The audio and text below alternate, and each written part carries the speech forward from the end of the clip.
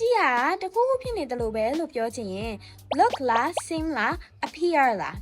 အဓိပ္ပာယ်ချင်းစစ်ပေမဲ့သုံးပုံသုံးနည်းချင်းမတူဘူးနော်မဒီနဲ့အတူတူဒါလေးတွေကိုလေ့လာကြအောင် Welcome to Maddie's English Fix ပထမဆုံးကတော့ look ပါသူကမျက်စိနဲ့မြင်ရတဲ့အတိုင်းတန်းပြောတာပါဒါကိုကြည့်ကောင်းကင်ကြီးကကြည့်လင်းနေရမလား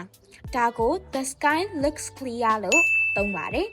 သူကမျက်စိနဲ့မြင်ရတဲ့အတိုင်းရုပ်ပိုင်းဆိုင်ရာကိုပဲပြောတာပါရှင်ဒုတိယတစ်ခုကကြတော့ sim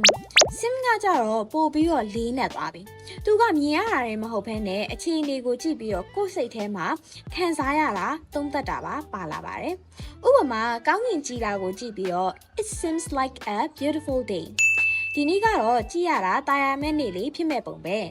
ဒါဆိုရင်ကိုယ့်ရဲ့ခံမှန်းချက်ပါသွားတာပါရှင်နောက်ဆုံးတစ်ခုကကြတော့ appear ကကြတော့ sim နဲ့ဆင်တယ်ဒါပေမဲ့ပို့ပြီးတော့ formal ဆန်တယ်မျက်စိရှိကအထောက်အထားအရဒီလိုအသွင်ရှိတယ်လို့ပြောချင်ရင်သုံးပါတယ်ရှင်ဥပမာ the sky appears to be clear ကောင်းကင်ကကြည်လင်နေတဲ့အသွင်ရှိတယ်ပို့ပြီးတော့တီတီတက်နဲ့ပြောချင်ရင် appears ကိုသုံးပါတယ်ရှင်ဒါဆိုမဒီအလွယ်မှတ်မယ်နော် look ကကြတော့မျက်စိနဲ့မြင်တာ seems ကကြတော့စိတ်နဲ့ခံစားသုံးသပ်တာ